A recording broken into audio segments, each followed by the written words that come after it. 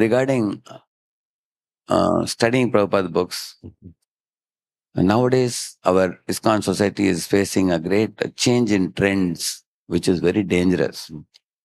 For example, many people are becoming interested in learning Sanskrit nowadays, and many want to read more advanced Acharya's books like Gopal Champu, Anandavandavan Champu, and those kind of books, although they have not yet brushed up the basics from Prabhupada books. So first, at least 10 years, 5 to 10 years of Krishna consciousness, one should read all Bhaktivedanta purports, small books, medium books, bigger books, Bhagavad Gita, Bhagavatam, Chaitanya Charitamrita, all Prabhupada conversations, all Prabhupada letters, all Prabhupada's lectures, Bhagavad Gita, Bhagavatam, one should complete. Then one can embark on, previous acharyas' writings and everything. Without laying the foundation of Bhaktivedanta purports, Prabhupada's warning, if you go for reading big things, then our lectures, our presentation will be looking much different from what ISKCON is supposed to be. Like, any speaker speaking lecture, if you hear the lecture, if you see that it should be in line with Prabhupada, what Prabhupada has emphasized. And if we also want to emphasize what Prabhupada has, for example, Prabhupada's mood and mission. One mood I'll tell you. Prabhupada never appreciates Nirjan Bhajan. Today morning we were reading, going to some secluded place and doing 3 lakh names, 2 lakh names. Even Bhaksan Sri Thakur condemned it.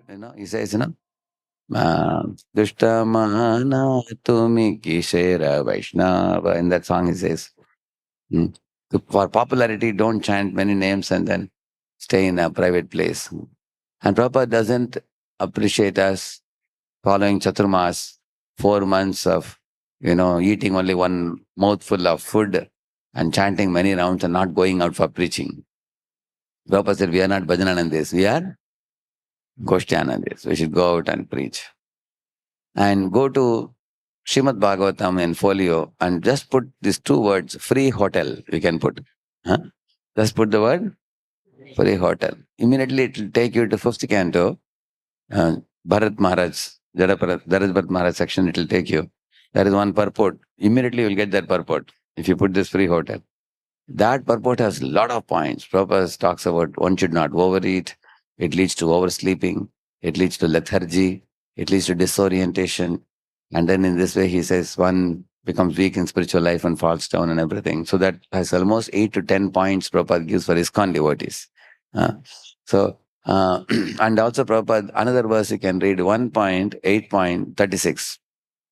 Bhagavatam, 1.8.36.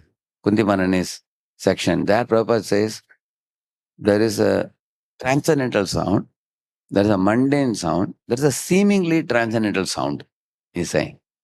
Mundane sound, all Maya, we can reject it. But a seemingly transcendental sound means there are many people nowadays speaking Krishna Leela. There are many people nowadays speaking spiritual subject matter. One should be very careful. It says that if one is taking Manina Bhushita Sarpa Kim Asona Bhayankaraha, if there is a coin or diamond on the hoods of a snake, one should not go for it. Very dangerous. There are many scholars, deeply learned, but their mentality is like a snake. They are envious of Krishna. One should not hear from them, although they may speak on spiritual subjects. Similarly, even Avaishnava Mukodgirinam Putam Harikatamratam Shravanam Naiva Kartavyam Sarpochishta Yatapaya. That's another verse. Sanatana Goswami says, if you're going to hear from Avaishnavas, then one is likely to become polluted. Nowadays in YouTube, people are hopping and jumping and watching so many videos and hearing, wasting their time. Our buddhi becomes very sthula buddhi. Sthula buddhi means gross intelligence. So the subtle, fine intelligence necessary to taste devotion, and that is spoiled because of watching too many things. So we should make a program for reading and hearing. Simple program. Keep in your shelf all Prabhupada books. Throw away all other books first. Keep these books first. And nicely read, underline, give headings, index the topics, deeply read. Similarly, hearing also. Make, just like for example, When I met His Holiness Kadambaganan Maharaj in those days in Vrindavan, I asked him, Maharaj, many times for speaking to new boys, we read many other books and all, what to do. He said, you see, reading Prabhupada's Bhagavad Gita, Bhagavatam, CC should be daily practice. And it is like rice, dal, sabji, chapati. He said, it's like that. And reading other books is like chutney. Then I asked him, how much can I read? That you decide, he said. How much chutney you take? Huh? Chutney should be less or more? Should be small. This should be our main intake regarding proper book reading and hearing. Anything you associate with regularly, your speech is going to be like that only. Huh? Every speaker you will see, whatever you are associating with sound vibration, ultimately our personality is made up of sound vibration. What we take in. That's what we are going to emphasize. Huh? So, in terms of hearing speakers, in terms of reading the books, the more we take in Prabhupada Bhaktivedanta purports, our personality will become imbued with what Prabhupada wants us to think and speak and do. Huh? So you can keep this in mind. This is with respect to reading and hearing. And Prabhupada did not want to make only scholars in ISKCON society. He said that you should study my books very well, at least a couple of hours every day. Prabhupada says that in one place. But he wanted us to engage in practical seva. If you don't do seva, the knowledge will be theoretical. We can't digest knowledge. And even your physical body, if you eat food, then you work, then your food gets digested. Similarly, the knowledge also, it remains theoretical unless we do practical service. Even Krishna says that.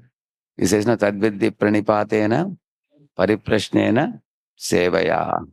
Pranipat is the attitude of surrender.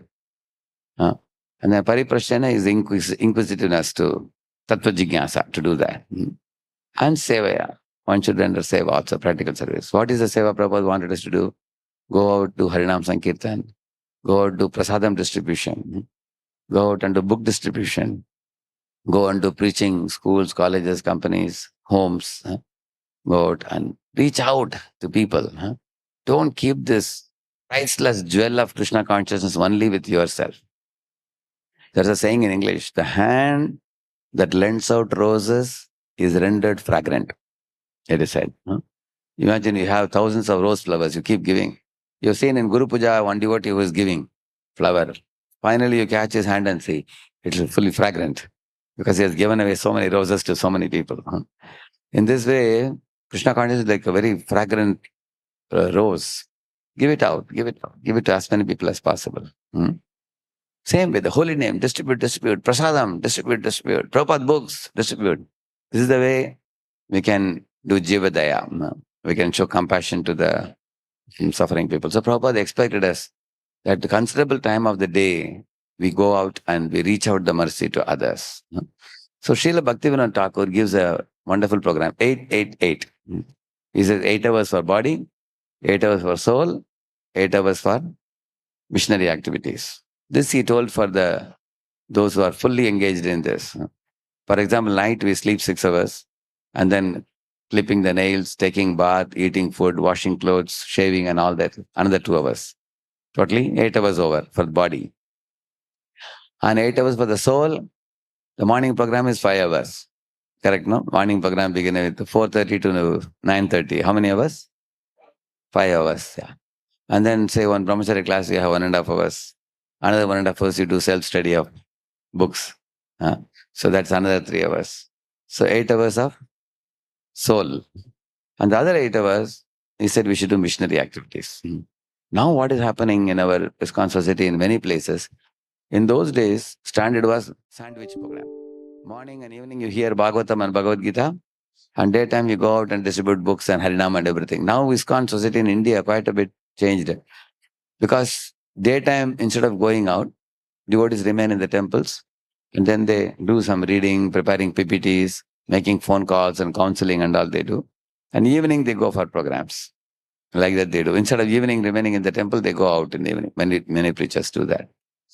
Anyway, we have to see our missionary activity, according to Prabhupada, is reaching out books, reaching out the sublime message. It shouldn't happen that Devotees are only reading. Janma sarthaka kori kara, kara upakar. So, successful temple means nowadays in ISKCON society, in Bhadra and December, internationally we are expected that every temple should distribute Bhagavatam sets and the Prabhupada books. Uh, how much score we get is checked by Vaisheshika Prabhu and many others also. And another aspect of a successful temple is, we in Janmashtami time, Damodar festival time, in all these times, festivals are celebrated and then people are connected and they offer charity to the temple and everything. And then another successful temple means devotees are cared for and sheltered and protected, and they remain in the temple without going away. Not only we want to make new devotees, we want to retain the older devotees by training, education, love and care, by providing them proper prasad, accommodation, and nice priti lakshanam by that. So when people have bhakti shakti generated by hearing and chanting, when people have priti lakshanam associating with one another, and they have dakshata or the expertise and skill to reach Krishna consciousness to educated mass of people and class of people and everybody, then it becomes a happy temple. So more devotees, happy devotees. So what is more devotee means? For example, you are all in Tirupati here. I came to know, I was talking to Rupeshwar Chaitanya Prabhu yesterday. He said there are 60 mandalas, correct Prabhu? There are 60, 70 mandalas are there.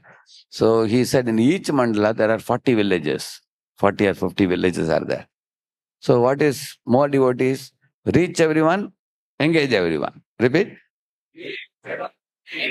Yeah, that means you have to reach to, 60 mandalas and then in those mandalas, two devotees go to one mandala and stay there. And then reach to 40 villages. That means reach to every villager, Bolo Krishna, Bhajo Krishna, Karo Krishna, Shiksha. Make them chant Hare Krishna, worship Krishna deity, and study Gita Bhagavatam, and also preach to others. If you do that, one motto of ISKCON is served. What is it? More devotees. And what is happy devotee? Happy devotee means from the point of time a boy or any family becomes a devotee, up to the last point of his life, which is last breath he takes. Throughout this period, we have to make sure that the devotee is loved, cared, protected, sheltered, and kept happy. Happy in their life, all round happiness. And at any cross section of their life, they should have a meaningful seva engagement. If you can do these two things, then happy devotees. A happy devotee never leaves. They stay on in the association of devotees. It's not that they have to stay only as a brahmachari. Even if they become grihastha also, brahmachari, grihastha, but they always will stay with devotees. For example, imagine a tree which is filled with colorful mangoes, ripe mangoes, very, very tasty fruits. A lot of colorful exotic birds will come and they'll be making sound, they'll be crowding in the tree. Is it not true? Will those birds leave away? Will they leave and go? Yeah, they may leave and go to bring more birds. They'll go and bring more birds. And this is what I saw in my life when I joined in 91, I became a devotee. I was connected to ISKCON. And then 94, when I joined, I saw in those days there were a few devotees, but eventually devotees increased. So when we create a very nice environment, a platform, an ambience for people to come, it's like tasty fruits. Many want to savor those fruits. They will come. What are those fruits? They are spiritual fruits. Prabhupada says, what are the graces of the Lord? Na shochati, na kankshati. People have no lamentation. They have no material hankering. They are simply joyfully situated in practicing, Shravanam, Kirtanam, Vishnu Smaranam. So anybody sees in this world, it's a very magnetic ambience it is. Oh, these devotees are out of the world. They are happy. When Revitram Prabhu came here, he was a single personality. This empty land was empty land. I have been to this place when the lotus temple here was not there. Because when Revitram Prabhu made the model, he had made that lotus type of model and the temple structure, and then that brochure was made, the temple is going to come. So he started from the scratch. Now he is actually engaging hundreds of devotees even in the campus. Uh, he could have been working in some company as a CFO, CEO. He may be working in a very big position and employing hundreds of people in companies, karmic activity. Instead of that, he took up this direction. He came, he and his good wife also. She is engaging children in the school, and Prabhuji is engaging devotees in the temple. So many brahmacharis, so many grihasthas, and they have a farm. How many cows you have, Prabhu? 500 cows in the farm, close to 500 cows. They have a pushkarani also, I heard, where the lotuses are made, and they are brought here for the deity's service also. And Prabhuji has another very big project is embarking on care for the older devotees of ISKCON, those who are aging devotees, who may be 70, 80 years old. They want to peacefully leave the body.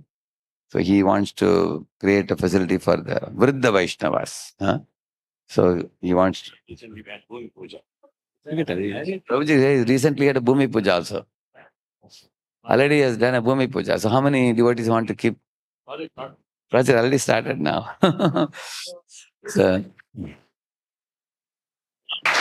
so you can see when we say more devotees happy for keeping devotees happy, he's coming up with many things like this for various devotees. So in this way, when we talk of Prabhupada's instructions, Prabhupada's teachings, from his pastimes we can learn many things. Yeah.